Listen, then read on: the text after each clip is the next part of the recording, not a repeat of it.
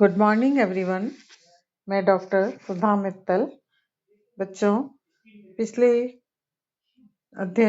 पिछले लेक्चर में अपन ने अध्ययन किया संप्रेषण की प्रक्रिया, प्रोसेस ऑफ कम्युनिकेशन क्या होती है।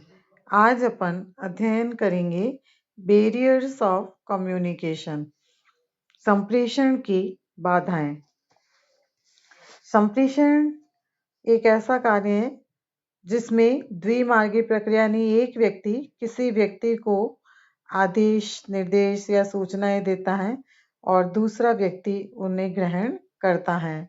लेकिन इस प्रकार के संप्रेषण के मध्य कई बार कई तरह की बाधाएं, समस्याएं आती हैं और उनका सामना दोनों पक्षकारों को या एक पक्षकार को किसी न किसी रूप में करना पड़ सकता है। तो इसलिए यह कहा जाता है कि संप्रेषण मार्ग बाधाओं से परिपूर्ण है, क्योंकि संस्थाओं में प्रभावी संप्रेषण की विशेषताओं की अवहेलना की जाती है। अनेक बार ये बाधाएं प्रेषक एवं प्रेषित के मध्य आर्थिक, सामाजिक, राजनीतिक, धार्मिक एवं मानसिक भिन्नताओं का परिणाम होते हैं। इसी प्रकार स्टीफन पी रॉबिन्स ने संप्रेषण के संबंध में बताया है कि जो संप्रेषण प्रक्रिया में बाधा उत्पन्न करते हैं, जैसे पुरुष एवं स्त्री के मध्य संप्रेषण, राजनीतिक रूप से सही संप्रेषण, आड़ा तिरछा संप्रेषण या इलेक्ट्रॉनिक संप्रेषण। तो इस प्रकार से संप्रेषण के मध्य उन्होंने इस तरह के कुछ कारण बताए जिनसे बाधाएं उत्पन्न हो सकते हैं। संक्षेप में संप्रेषण के मुख्य बाधाएं निम्नलिखित हम बिंदुओं से स्पष्ट कर सकते हैं। जैसे संगठनात्मक संरचना, ऑर्गेनाइजेशनल स्ट्रक्चर। थियो हेमन के अनुसार संगठन संरचना कर्मचारियों की कार्यकुशलता एवं निर्बाध संप्रेषण करने की क्षमता पर बहुत बड़ी मात्रा में प्रभाव डालते हैं। तो संगठनात्मक संरचना संबंधी बाधाएं निम्नलिखित हो सकती हैं। जैसे संगठन संरचना में कार्य सुचारू संचालन हेतु अधिकारों एवं दायित्वों में विभाजन करने से पद भिन्नता संप्रेषण में बाधा बन जाती हैं। इसी प्रकार प्रबंधकों एवं अधीनस्थों के मध्य संपर्क न्यूनतम रहता है। मौखिक संदेश की दशा में अर्थ का अनर्थ हो जाता है। अधीनस्थों की पदोन्नति उच्च अधिकारियों की कृपा पर निर्भर करती है, यानी कि ऐसी दशा में अधीनस्थ वही सूचनाएं देते हैं जो स्वार्थ सिद्धि में सहायक होते हैं। तो इस प्रकार से संगठनात्मक संरचना के अंतर्गत विभिन्न प्रकार की कई बाधाएं संप्रेषण के मध्य आ सकती हैं। दूसरा, दोषपूर्ण उद्देश्य, डिफेक्टिव ऑब्जेक्टिव्स। जब संगठन संस्था का उद्देश्य ही दोषपूर्ण है तो उससे अच्छे परिणामों की आशा नहीं की जा सकती है। कभी कभी तो संप्रेषण के प्रकट उद्देश्य वास्तविक उद्देश्य से भिन्न होते हैं।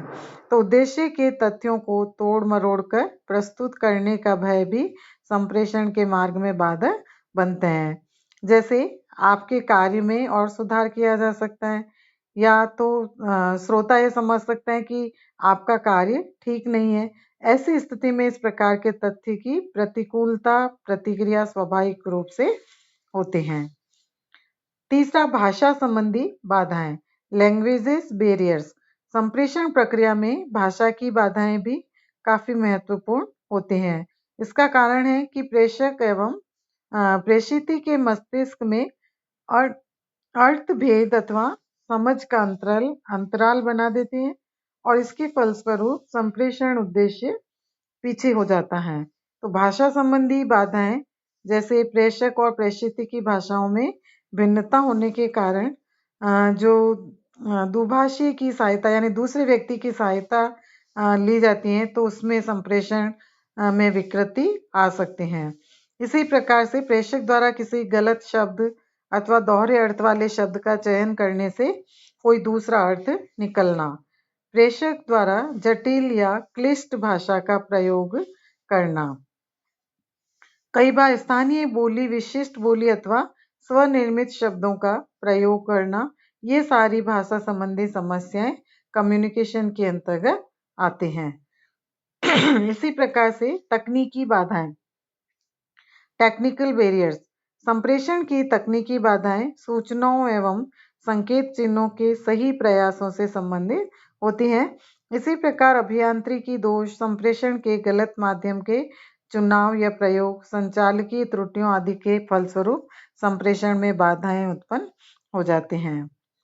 कुछ वैयक्तिक भिन्नताएं, इंडिविजुअल डिफरेंसेस, व्यक्ति परस्पर शारीरिक, मानसिक, भावात्मक, शैक्षणिक एवं मनोवैज्ञानिक दृष्टि से भिन्नता लिए हुए होते हैं और इसके अलावा आयु, आर्थिक स्तर, क्षेत्रीय असंतुलन, धर्म एवं संवेदना घटक आदि कारणों से भी व्यक्तिगत भिन्नता लिए हुए होते हैं, जो संप्रेषण प्रक्रिया में काफी बाधाएं उत्पन्न करते हैं। श्रवण संबंधी बाधाएं, बैरियर्स रिगार्डिंग लिसनिंग, संप्रेषण की श्रवण संबंधी बाधाओं को जैसे जोसेफ दूहर ने रोचक शब्दों में इस बात को प्रस्तुत किया कि श्रवण संप्रेषण का सर्वाधिक उपेक्षित मार्ग होता है। आधी बात का सुनना अपने इंजन को निष्क्रिय गति चालक स्थिति में दौड़ाने के समान है। तो आप गैसोलीन का उपयोग तो करते हैं किंतु कहीं भी आगे नहीं बढ़ पाते हैं। अतः यदि टेलीफोन या अन्य साधन के एक सिरे पर वार्तालाप करने वाले की बात यदि दूसरी ओर सुनाई नहीं पड़े तो संप्रेषण पूर्णतः निरर्थक हो जाता है। इसी प्रकार से भौगोलिक परिस्थितियां, ज्योग्राफिकल सिचुएशन, भौगोलिक परिस्थितियां भी संप्रेषण में बाधक बनती हैं। जैसे प्रेषक एवं प्रेषिती का एक दूसरे से बहुत दूरी पर बैठे होना, संगठन एवं संस्था की अनेक इकाइयां एवं शाखाएं होना, एक ही बात को बार बार दोहराना, गोपनीय संदेश को भेजना और कई बार संप्रेषण साधनों के सही रूप से परिचालित न होना। तो ये इस प्रकार की ज्योग्राफिकल बैरियर्स संप्रेषण के मध्य आते हैं। नेक्स्ट, मनोवैज्ञानिक बाधाएं, साइकोलॉजिकल बैरियर्स, अनेक बार उच्च अधिकारियों और अधीनस्थों कर्मचारियों के मध्य कुछ बातों को लेकर कटुता उत्पन्न हो जाती है और ऐसे में सुनाना मना कर दिया जाता है।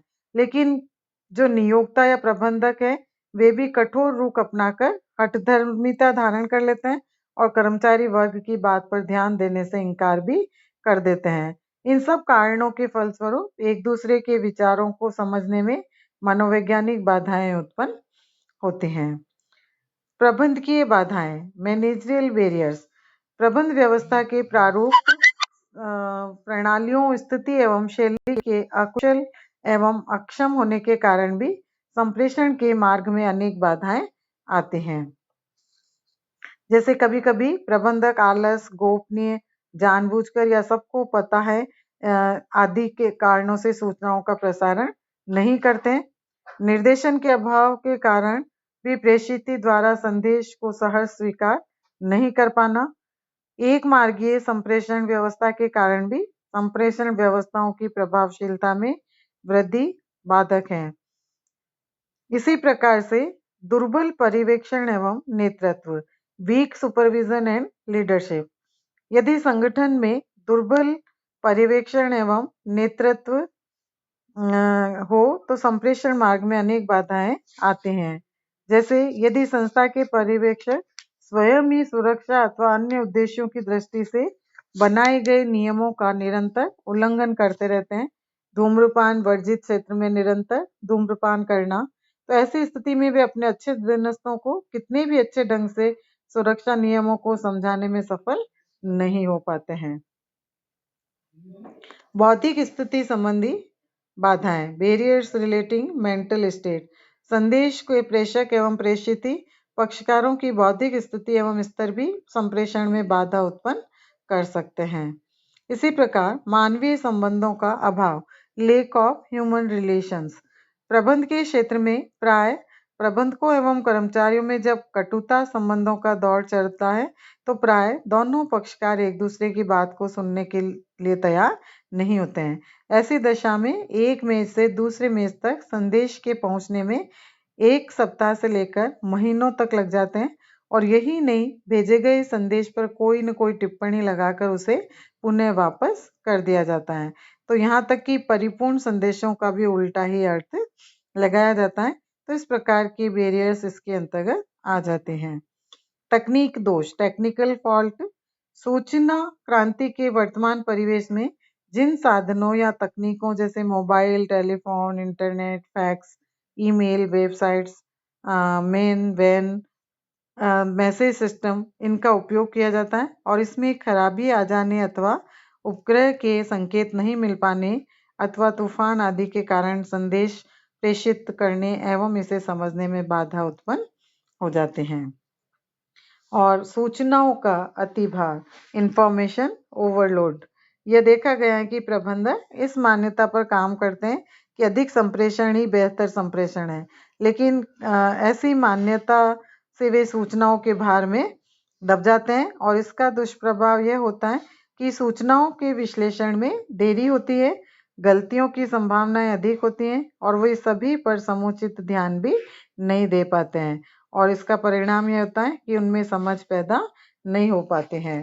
तो इस प्रकार से ये विभिन्न प्रकार की बाधाएं हैं जो संप्रेषण के अंतर्गत उत्पन्न हो सकते हैं। इसके बाद अब अपन देखेंगे कि ये जितनी भी समस्याएं या बैरियर्स हमने जानी, इनका अध्ययन किया, तो इन बाधाओं को दूर करने के लिए कुछ उपाय या इसके सुझाव दिए जा सकते हैं जिनके माध्यम से बाधाओं को दूर किया जा सके।